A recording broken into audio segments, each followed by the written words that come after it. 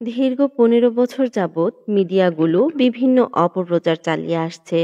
তারা কবিরাজদের ভণ্ডপীর নাম দিয়ে প্রোপাগান্ডা চালাচ্ছে। কবিরাজ কি আর পীর কি তারা সেটা জানেই না। অথচ তারা পীর সাহেবদের নামে বিভিন্ন অপপ্রচার চালিয়ে আসছে বহুদিন যাবৎ। মিডিয়াগুলো তাদের ভিউ বাড়ানোর জন্য বিভিন্ন মাজার শরীফে গিয়ে মাজার শরীফে থাকা খারাপ দিকগুলো তুলে ধরছে। অথচ অলি আল্লাদের কারণে এই বাংলা পুণ্যভূমিতে পরিণত হয়েছে তা স্বীকার করতে সবাই নারাজ। অলি আল্লাদের কেরামতি বা মানুষ যে মাজার শরীফে গিয়ে শান্তি পায় এটা কখনোই তারা তুলে ধরেনি। অলি আল্লাহরা এ বাংলায় আসার কারণে ইসলামের যে সুশীতল ছায়া বিরাজমান এটাও কখনো কোনো মিডিয়া চ্যানেল তুলে ধরেনি। গুটি কয়েক খারেজি ও আব্দুল ওহাব নদীর অনুসারী বাদে বাংলাদেশের প্রায় সিংহভাগ মানুষই বিপদে আপদে সুখে দুঃখে বালা মুসিবতে মাজার শরীফের অনুসারী। নরনারী জোয়ান বৃদ্ধ মোটামুটি সবাই মাজার শরীফে যাওয়া আসা করে, কিন্তু মিডিয়া চ্যানেলগুলো কখনো তা তুলে ধরেনি। বাংলাদেশে যে এত বড় বড় স্থান রয়েছে, যেমন চট্টগ্রামের ফটিকছড়ির মাইজ ভান্ডার শরীফ, ফরিদপুরের আটরশি, সিলেটে হজরত শাহজালাল শাহপরাণ ইয়েমেনি রাহমাতুল্লাহি আলাইহি, ঢাকায় শাহ আলী বুগদাদি রাহমাতুল্লাহি আলাইহি, ব্রাহ্মণবাড়িয়ার আখাউড়ায় খরমপুর হুজুর, আবার হজরত সুলাইমান ল্যাংটা শাহ ওনাদের উরুস শরীফে লক্ষ লক্ষ মানুষ হয়। অলি আল্লাদের জীবন কাহিনী কখনো কোনো মিডিয়া চ্যানেল তুলে ধরেনি। মাজার শরীফ এবং অলি আল্লাদের নামে অপপ্রচার চালানো হয়েছে। অথচ দেখুন, বিভিন্ন ধরনের পাগল, গৃহহীন, প্রতিবন্ধী, গৃহহীন মহিলা, অসুস্থ, পঙ্গু, ফকির, ভিক্ষুক এই সকল শ্রেণীর মানুষের আবাসস্থল হচ্ছে মাজার শরীফ। তারা সেখানে খাবার পায়, সেখানে তারা বিভিন্ন মানুষ থেকে সাহায্য সহযোগিতা পায়, আশ্রয় পায় এবং প্রস্রাব পায়খানা করার জন্য বাথরুম পায়। আর বাংলাদেশের মসজিদগুলোতে এই ধরনের কোনো সুযোগ সুবিধা থাকে না। সর্বদা মসজিদগুলোতে তালা লাগানো থাকে। এমনকি মানুষ কোনো বিপদেও মসজিদের বাথরুমগুলো ব্যবহার করতে পারে না। এমনকি রাত বিরাতে কোনো মসজিদে কোনো মানুষ আশ্রয়ও পায় না। মসজিদগুলো তালাবদ্ধ থাকে। শুধুমাত্র বড় বড় মসজিদগুলোতে জুম্মা নামাজের পরে কিছু সংখ্যক ভিক্ষুককে ভিক্ষা করতে দেখা যায়, মানুষ তাদেরকে সাহায্য করে। আর মাজার শরীফগুলোতে ২৪ ঘন্টা ভিক্ষুকদের জন্য উন্মুক্ত থাকে। ভিক্ষুকরা সার্বক্ষণিকভাবে মানুষ থেকে সাহায্য সহযোগিতা পেয়ে থাকে এবং আশ্রয়ও পেয়ে থাকে।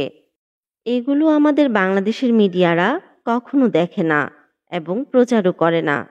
গুরুজনকে ভক্তি শ্রদ্ধা করা, মা বাবা শিক্ষক তাদের ভক্তি শ্রদ্ধা করা বা নতজানু হয়ে কদমবুচি করা এগুলো হচ্ছে আদবের অংশবিশেষ।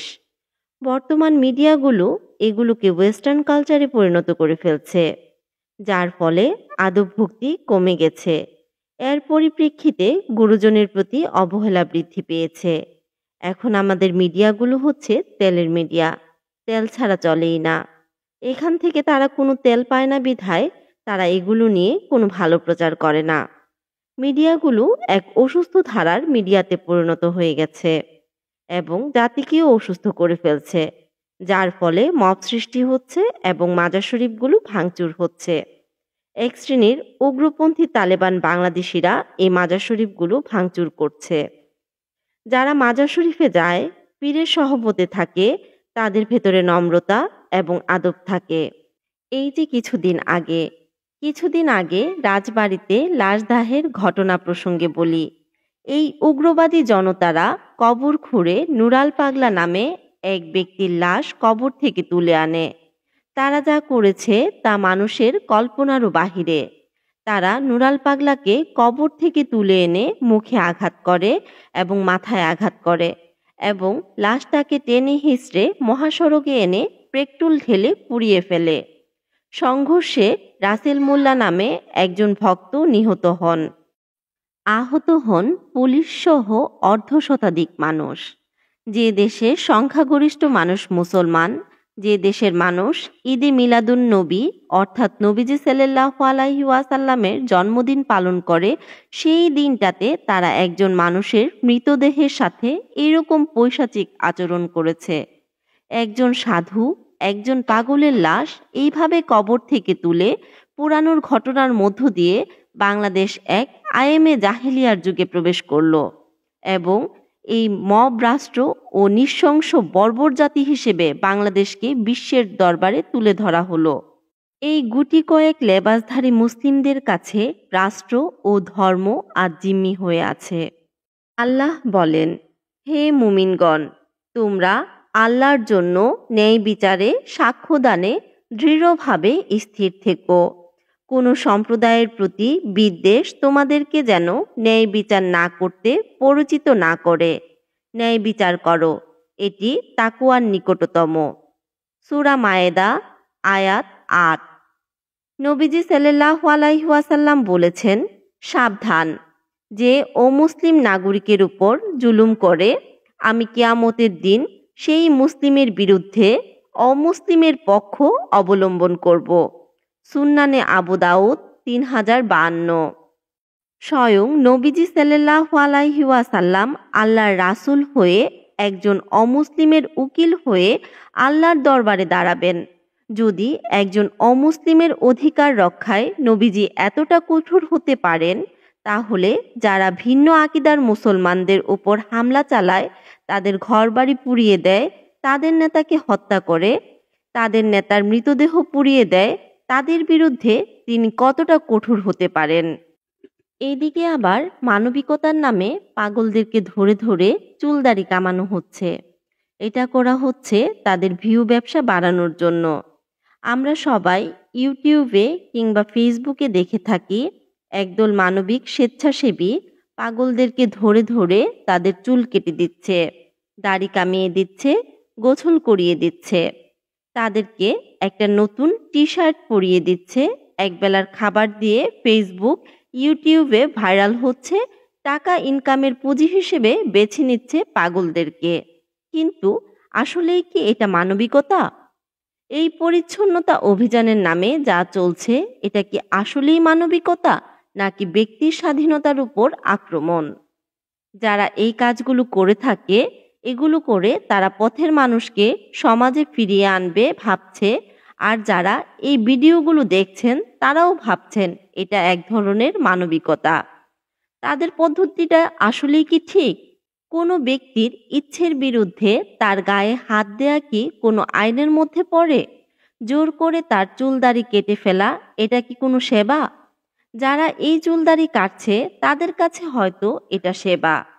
আমরা যারা দেখি অনেকেই ভাবি তারা একটা মহৎ কাজ করছে, কিন্তু যাদের চুলদাড়ি কেটে দেয়া হচ্ছে, ক্যামেরার পেছনে কি ঘটছে আমরা তা দেখি না। আমরা অনেক সময় ক্যামেরাতে দেখি অনেকে মিলে একজনকে ধরে তার চুলদাড়ি কেটে দিচ্ছে, কিন্তু এত মানুষের ভয়ে সে চুপ করে আছে, কিছুই বলতে পারছে না।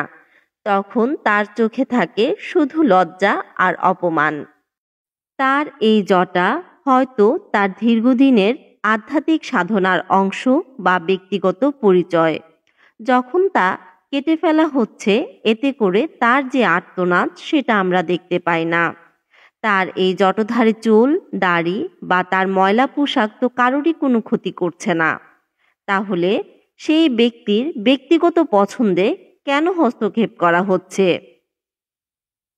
এই স্বেচ্ছাসেবী দলগুলো জোর করে মানুষের উপর তাদের ইচ্ছা চাপিয়ে দিচ্ছে। বাংলাদেশের সংবিধানের ৩২ নম্বর অনুচ্ছেদে প্রত্যেক নাগরিকের জীবন ও ব্যক্তি স্বাধীনতা অধিকার নিশ্চিত করা হয়েছে। এই যে মানবিকতার নামে চুল কেটে দেয়া, বিবস্ত্র করে গোসল করানো, এগুলো তো একজন মানুষকে সম্মানহানি করার কাজ। এই কাজগুলো একজন মানুষের ব্যক্তিগত স্বাধীনতা এবং সম্মানের উপর আঘাত করা। একজন মানুষকে এভাবে বিবস্ত্র করে গোসল করানো ইসলাম কখনোই সমর্থন করে না, এবং বাংলাদেশের সাংবিধানিক নাগরিক আইন লঙ্ঘন করাও বটে। একজন মানুষের মানসিক অবস্থা যাই হোক না কেন, তার অধিকার কেড়ে নেয়ার অধিকার কারোরই নেই। আন্তর্জাতিক মানবাধিকার আইনও অনেক কঠোর। জাতিসংঘের মানবাধিকারের সার্বজনীন ঘোষণা এবং নাগরিক ও রাজনৈতিক অধিকার সংক্রান্ত আন্তর্জাতিক চুক্তিতে ব্যক্তির শারীরিক অখণ্ডতাকে সম্মান জানানোর কথা বলে। বিশেষ করে মানসিক ও শারীরিক প্রতিবন্ধী ব্যক্তিদের জন্য তৈরি করা সিআরপি সনদে বলা হয়েছে তাদের সম্মতির ভিত্তিতে পদক্ষেপ নিতে হবে। বাংলাদেশও এই সকল চুক্তিতে স্বাক্ষরিত দেশ। তাই এই ধরনের কর্মকাণ্ড শুধু অমানবিকই নয়, বর্বরচিত এবং আন্তর্জাতিকভাবে বেআইনি। যেহেতু বাংলাদেশ এই সকল চুক্তিতে স্বাক্ষরিত, সেহেতু তারা এই কর্মকাণ্ডগুলোর জন্য আন্তর্জাতিক অপরাধী হিসেবে দোষী। যদিও প্রশাসনিকভাবে বা আইনিভাবে কাউকে কোনো ব্যবস্থা গ্রহণ করতে দেখা যায়নি। এই মানব সেবার নামে যে ট্রেন্ড এসেছে, এটা সমাজ জীবনকে অসুস্থ বানিয়ে দিচ্ছে। বাংলাদেশ বাউল সাধু সন্ন্যাসীদের দেশ। বিভিন্ন ধরনের পোশাক পরা, জট রাখা, এগুলো বাংলাদেশ সহ ভারত পাকিস্তান অর্থাৎ ভারতীয় উপমহাদেশের ঐতিহ্যের অংশ এবং আধ্যাত্মিক বিশ্বাস ও সাধনার অংশ। পথের মানুষগুলোর মধ্যেই এই ধরনের ব্যক্তিরা বেশি থাকে, যারা ঘরবাড়ি ছেড়ে আল্লাহর প্রেমে মগ্ন হয়ে পাগল বেশে ঘুরে বেড়ায়। আর এই ব্যক্তিদের অপরিষ্কার অপরিচ্ছন্ন বলে তাদের চুল কেটে ফেলা তাদের ব্যক্তি স্বাধীনতার উপর হস্তক্ষেপ, তাদের আধ্যাত্মিক বিশ্বাসের উপর আক্রমণ। যারা ঘরবাড়ি ছেড়ে আল্লাহর প্রেমে মগ্ন হয়ে পাগল বেশে ঘুরে বেড়ায় আর এই ব্যক্তিদের অপরিষ্কার অপরিচ্ছন্ন বলে তাদের চুল কেটে ফেলা তাদের ব্যক্তি স্বাধীনতার উপর হস্তক্ষেপ, তাদের আধ্যাত্মিক বিশ্বাসের উপর আক্রমণ। সুফি দর্শনে লোকজন বা আল্লাহর প্রেমে পাগল ব্যক্তিদের উচ্চতর আধ্যাত্মিক স্তরের বলে মনে করা হয়। জোর করে তাদের স্বাভাবিক বানানোর এই প্রবণতা এক ধরনের উগ্র চিন্তা বা মবের প্রতিফলন।